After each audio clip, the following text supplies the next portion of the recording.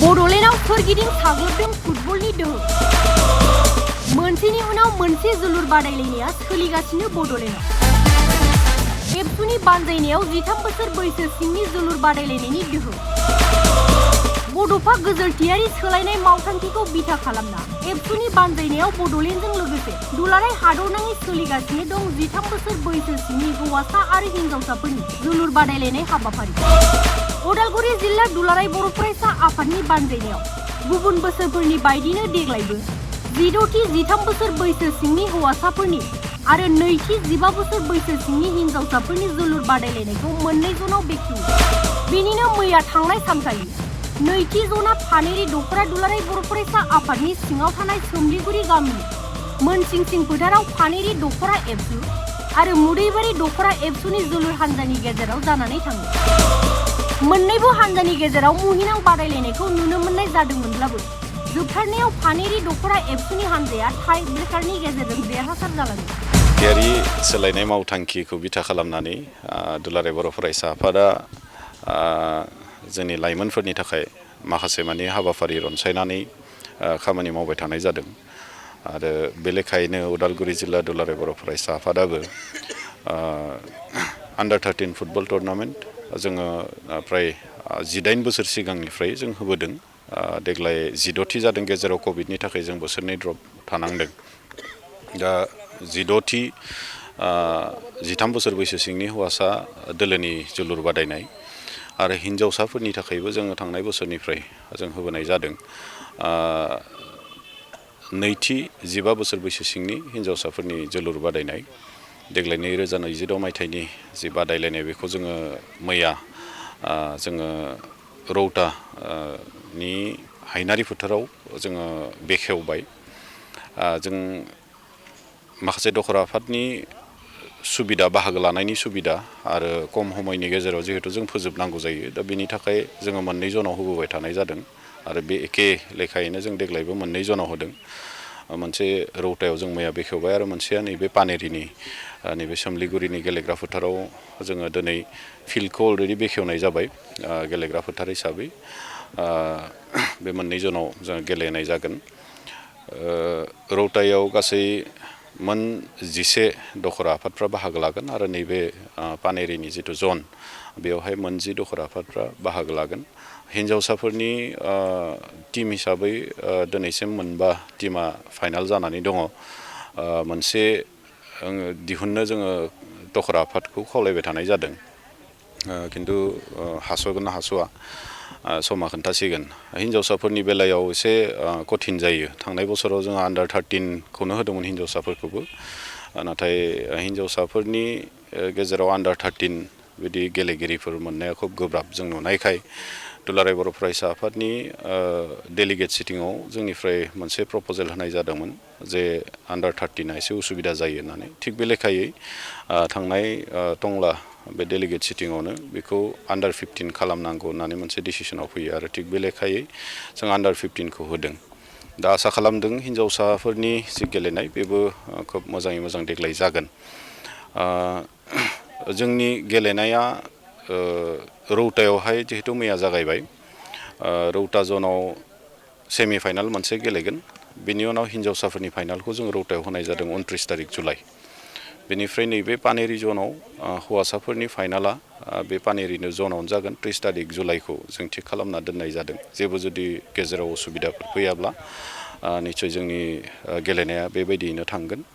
नोंथांमोननि मेडियानि गेजेरजों मैयाबो रौता जन हिसाबै आं खावलायबाय, दिनै नैबे पानेरि जन हिसाबैबो बिनिफ्रायबो खावलायगोन जाहाथे थांनाय समफोराव जेरै जोंनि रायजो राजाफ्रा, जोंनि दिथागिरि गागिफ्रा, गामिनि दैदेनगिरिफ्रा जिबायदि खोब माने उत्साह मोनसे गोसोजों बे जोलुर बादायलायनायखौ बरायनायजों जोंखौ हेफाजाब मदद होबोबाय, थिग बे लेखायैनो देग्लाय बोसोरावबो बयनिबो हेफाजाब मददखौ नागिरगोन।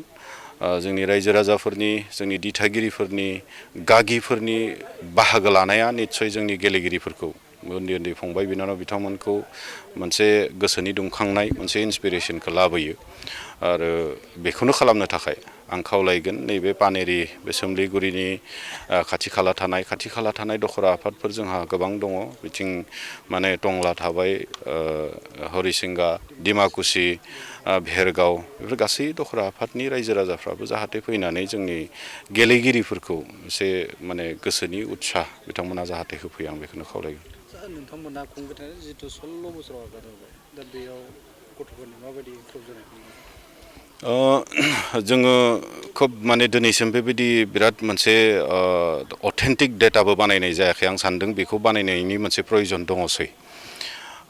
गोबांथार क्लाबफोराव जोंनि बे आन्डार 13 गेलेनानै थांनाय फंबाय बिथांमोनखौ जों नुयो लोगो मोनो।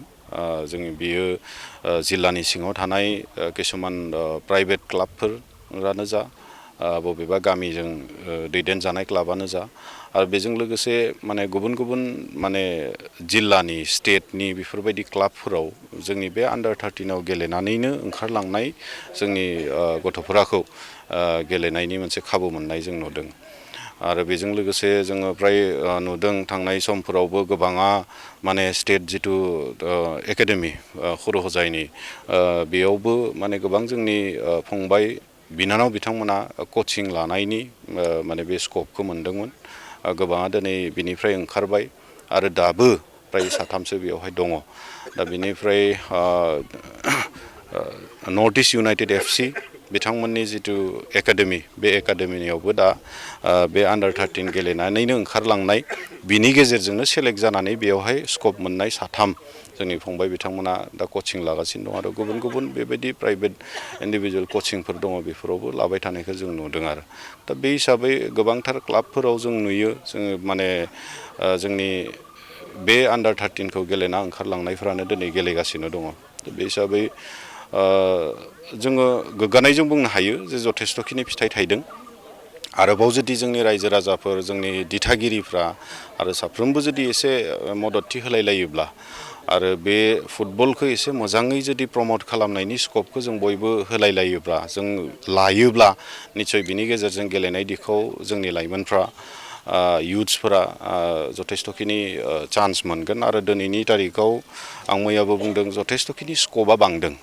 खारन थांनाय समफोरावथ' जों बेबायदि ISL बायदि मोनसे टुर्नामेन्ट जोंनि गेजेराव गैयामोन। जों गेलेदों गेलेनांगौ नामाव गेलेदों हेल्थनि थाखाय गेलेदों सोरबा गेलेनाय दिखाव इन्ट्रेस्ट थानायखाय गेलेदों किन्तु फार्दार गावनि बेजोंनो केरियार दाथारनांगौ होननाय बेबायदि मोनसे थांखि लानानै गेलेनाय बेबायदि गैयामोन। किन्तु दिनैनि तारिखाव जों गोबांथार बेबायदि क्लाबफोरबो ओंखारबाय ISL जानाय लोगो लोगो दा बैफोर क्लाबफोराव जोङो माने गेलेहैनो मोननायनि चान्स दङ।